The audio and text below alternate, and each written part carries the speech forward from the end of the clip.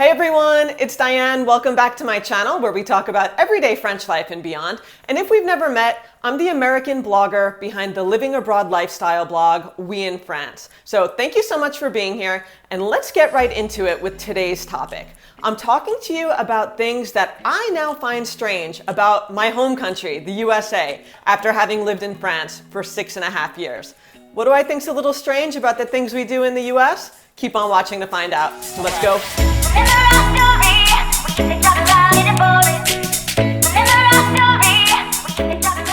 Okay, it's impossible to not let the people and places around you rub off on you a little bit. And I have to say, after 6.5 years here in the Loire Valley, that American things that I grew up with seem a little bit strange, even a little off-putting from time to time. So let's get right into it with the first thing.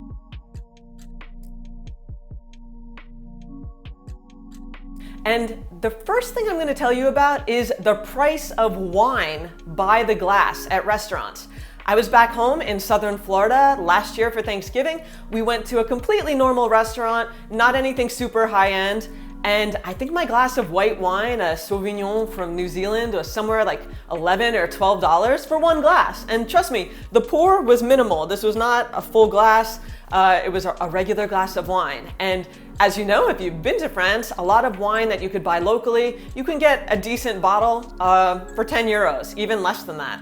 You don't need to spend a ton of money in France to get good quality wine. So when I'm in the US, I don't really drink that much wine because it's expensive. Here, you can get a glass at a normal restaurant, 4 euros, 5 euros max, and even a house wine, a local table wine for a whole pichet, half a bottle for, I don't know, 7, 8 euros. Again, it depends. There's different qualities, different types of wine, but wow, I was shocked at the price of wine by the glass in the US. When you've been away a while, you kind of forget.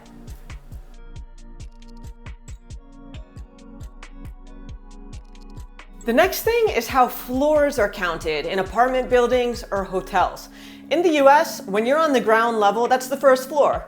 When you go up a level, that's the second floor, most commonly in the US. And just saying that, I had to think about it, because for me, what's normal now is the French way. So if you're on the ground level, that's the rez-de-chaussée, that is 0. If you go up one flight of stairs, that is the first floor. If you go up again, that's the second floor. So in the US, you're on the first floor. One up is the second floor. In France, one up is the first floor. Get it? See the distinction? Really hard for me now to think what's the most normal, but I think if I had to guess, I'd tell you that the French way is definitely becoming more natural and more commonplace. One flight up is the first floor. It just makes sense.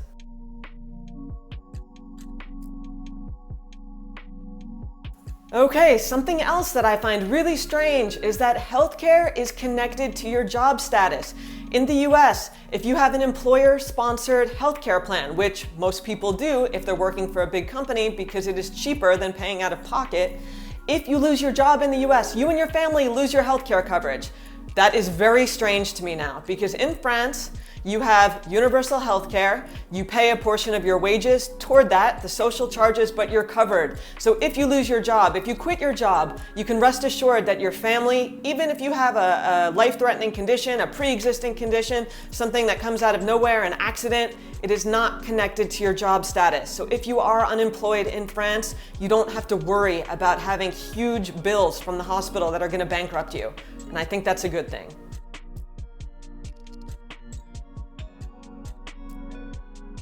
Okay, next thing is that most Americans, if they're lucky, only get 2 weeks of paid vacation per year.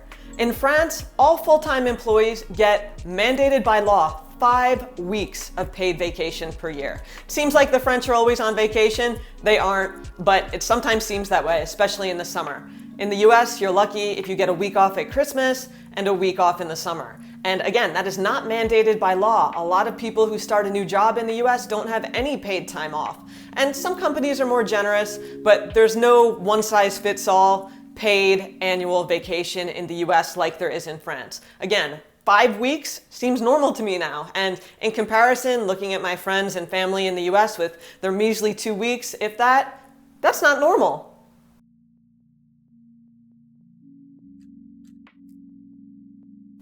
Okay, this next one is not only strange to me, but it's dangerous. And it's the fact that my American credit and debit cards do not have a PIN code when they're used in France. They don't have a 4-digit security code. All that happens is if I'm grocery shopping, I go to pay and they don't ask for ID, 2 receipts are printed, I sign one, and then I go on my merry way.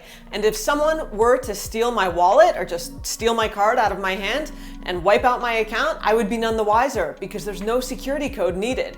And if Europe is able to implement a 4-digit security code all over the world, then know what? I think the US can do the same thing and everyone will be more protected, more secure, and I think that's the way to do things.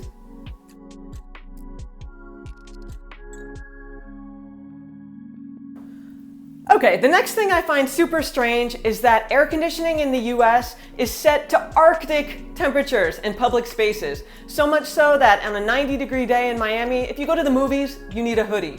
That's not normal. And trust me, I love air conditioning. I'm the type who only likes to sweat when she's working out. I don't like sweating through my work clothes when I'm at work. I don't like having a wet back when you're just giving a presentation at work. I like to be comfortable, right? But comfortable is not when the air conditioning is set at 65 degrees Fahrenheit all day, where you have to wear a sweater indoors in the summer. That's not normal. So comfortable, I'm all for that, but subarctic temperatures, definitely not normal. Air conditioning is not the norm in France, in personal homes and in public spaces. It exists, but it's not widespread like it is in the US. And if the air conditioning is on, it's at a comfortable temperature, where it should be, and not one that makes you shiver or makes you put on your jacket in the middle of summer.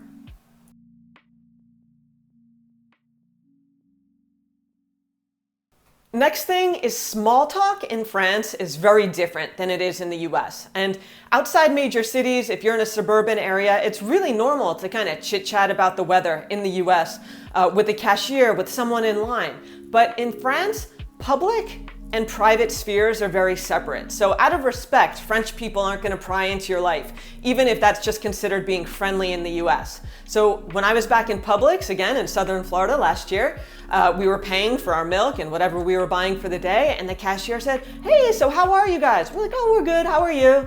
What are you doing today? It's a great sunny day. You going to the beach? What beach are you going to? You gonna sunbathe? You gonna fish?" And I was just like, whoa, whoa, whoa. You know, and I know it's just conversation, it's small talk, but after being away for 6.5 years, that no longer seems normal to me. That seems a little invasive, a little strange. So am I taking on the French habits just a little bit? I think so, but it's all for the best. Okay, so that wraps up my video. If you liked it, let me know by hitting the subscribe button above. And if you live abroad or you used to live abroad, let me know down below in the comments things that have kind of struck you as odd when you've returned to your home country. So see you next time. Salut!